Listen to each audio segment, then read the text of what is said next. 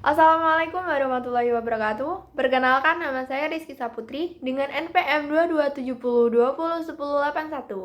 Prodi Ilmu Komunikasi. Di sini saya akan mengulas kembali atau menyampaikan materi psikologi yang telah diberikan yang bertemakan konsep diri atau self concept.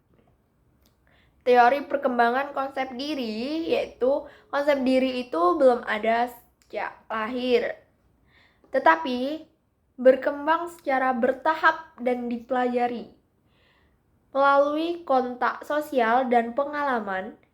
Kemudian proses eksplorasi dari diri sendiri, hubungan dengan orang dekat, dan bagi dirinya, orang-orang yang berarti bagi dirinya.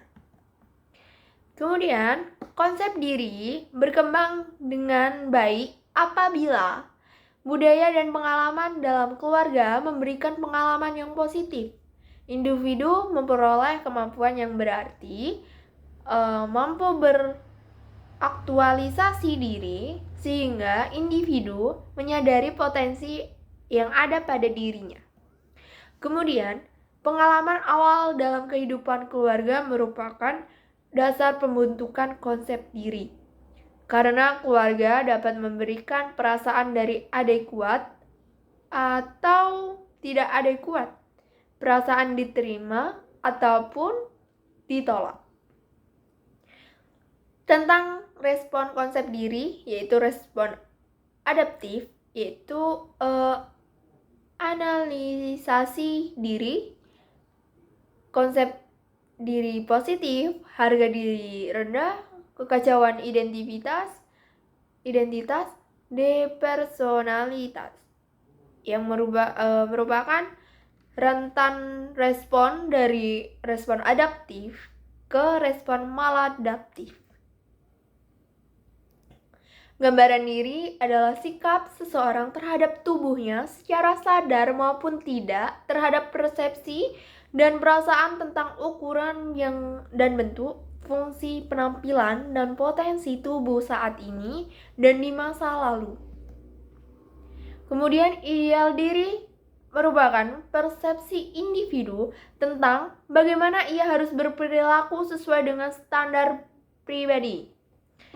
Standar pribadi ini berhubungan dengan tipe orang atau sejumlah aspirasi cita-cita yang ingin dicapai.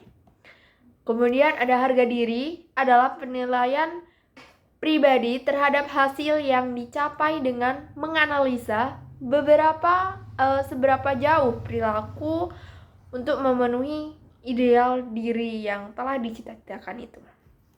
Penting, penerimaan diri tanpa syarat sebagai individu yang berarti walaupun salah, gagal, ataupun kalah. Harga diri diperoleh dari penghargaan diri sendiri dan dari orang lain, yaitu perasaan dicintai, dihargai, dan dihormati.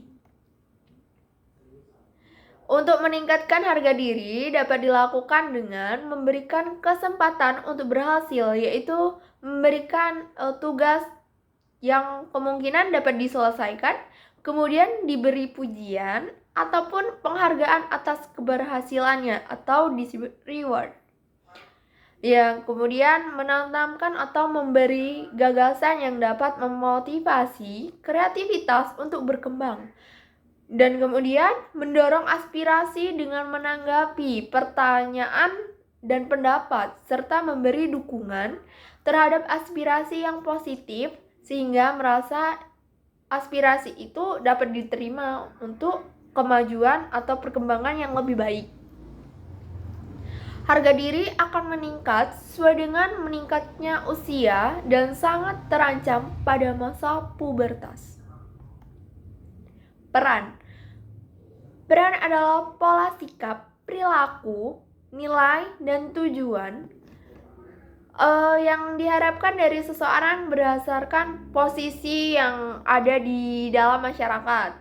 Posisi di masyarakat dapat menjadikan stresor terhadap peran karena struktur sosial yang menimbulkan kesukaran atau tuntutan posisi yang tidak mungkin dilakukan.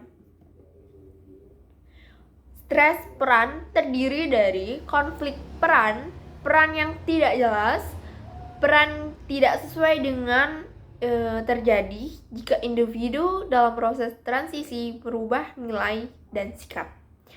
Peran berlebihan. Kemudian berikutnya ada identitas. Adalah kesadaran akan diri merupakan sintes dari semua aspek konsep diri sebagai suatu kesatuan yang utuh. Ciri-ciri individu identitas diri positif adalah mengenal diri sebagai organisme yang utuh terpisah dari orang lain.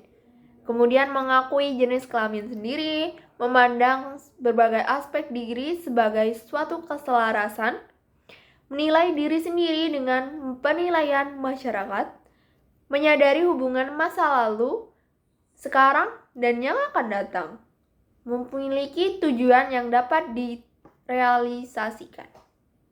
Konsep diri positif yaitu tanda-tanda dari individu yang memiliki konsep diri yang positif, yaitu yakin akan kemampuan dalam mengatasi masalah, merasa setara dengan orang lain, menerima pujian tanpa rasa malu, menyadari bahwa setiap orang memiliki berbagai perasaan dan keinginan serta perilaku yang tidak seharusnya disetujui oleh masyarakat. Kemudian mampu introspeksi diri dan memperbaiki diri sesuai dengan kritik saran yang telah diberikan dari masyarakat untuk perubahan sikap yang lebih baik. Kemudian tanda-tanda individu yang memiliki konsep yang positif adalah yakin akan kemampuan mengatasi masalah ya sesuai dengan yang dapat sesuai dengan yang diharapkan untuk dapat berubah menjadi yang lebih baik lagi. Kemudian terdapat juga tanda-tanda individu dengan konsep diri negatif, yaitu peka terhadap kritik, responsif sekali terhadap pujian, cenderung bersifat hiperkritis. Ia selalu mengeluh, mencela, dan meremehkan apapun dan siapapun. Mereka tidak pandai dan tidak sanggup mengungkapkan penghargaan atau pengakuan pada kelebihan orang lain. Kemudian cenderung merasa tidak disenangi oleh orang lain. Kemudian bersikap pesimis terhadap kompetisi. Konsep diri negatif akan mudah menyerah sebelum berperang ialah jika ia mengalami kegagalan akan menyalahkan dirinya maupun menyalahkan orang lain. Prinsip positif akan bersikap optimis, percaya diri sendiri, dan selalu bersikap positif terhadap apapun segala sesuatu. Juga terhadap kegagalan yang dialami. Kegagalan tidak dipandang sebagai akhir segalanya, namun dijadikan sebagai awal dari suatu kesuksesan, karena kegagalan itulah yang kita dapat mengetahui kesalahan kita di mana dan harus kita perbaiki. Konsep diri adalah semua ide, pikiran, kepercayaan, dan pendirian yang diketahui individu tentang dirinya dan mempengaruhi individu dalam berhubungan dengan orang lain.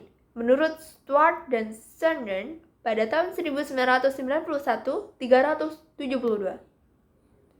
Konsep diri adalah keseluruhan aspek dari medan yang dipahami yang dapat dipertunjukkan apabila kita mengatakan I and me. Menurut Albert Arcot tahun 1985. Kemudian ada konsep diri, konsepsi seseorang terhadap dirinya sendiri. Konsep ini merupakan perangkat karakteristik pada dirinya yang dapat diamati fisik dan juga sifat. Menurut Omar Hamalik tahun 1993. Itulah konsep diri. Kemudian terdapat komponen dari konsep diri. Yang pertama, komponen perseptual, komponen konseptual, komponen attitudinal, attitudinal. Dan kemudian terdapat pembentukan konsep diri. Yang pertama yaitu konsep diri bukan bawaan dari lahir. Kemudian terbentuk dan berkembang dari pengalaman, merupakan hasil belajar ataupun suatu latihan, mengalami perubahan dan perkembangan. Teori pembentukan konsep diri, yang pertama yaitu teori Pygmalion Effect. Kemudian ada teori the self-fulfilling prophecy. Teori Johari Windows, yaitu terdapat diri terbuka, diri buta, diri tersembunyi atau rahasia, diri gelap. Diri terbuka diketahui diri sendiri dan orang lain. Kemudian diri tersembunyi atau rahasia diketahui diri sendiri tapi tidak diketahui oleh orang lain. Kemudian diri buta tidak diketahui diri sendiri tapi diketahui orang lain. Diri gelap tidak diketahui diri sendiri maupun orang lain. Gelap, tidak tahu. Kemudian terdapat kontribusi konsep diri terhadap perilaku. Yang pertama, konsep diri memiliki peran penting dalam penentuan perilaku individu. Perilaku individu akan sesuai dengan cara individu memandang dirinya. Kemudian, konsep diri mempunyai peran dalam mempertahankan keselarasan hatinya, dan konsep diri merupakan seperangkat harapan serta penilaian perilaku. Itulah materi tentang konsep diri psikologi yang dapat saya sampaikan. Sekian dari saya. Wassalamualaikum warahmatullahi wabarakatuh.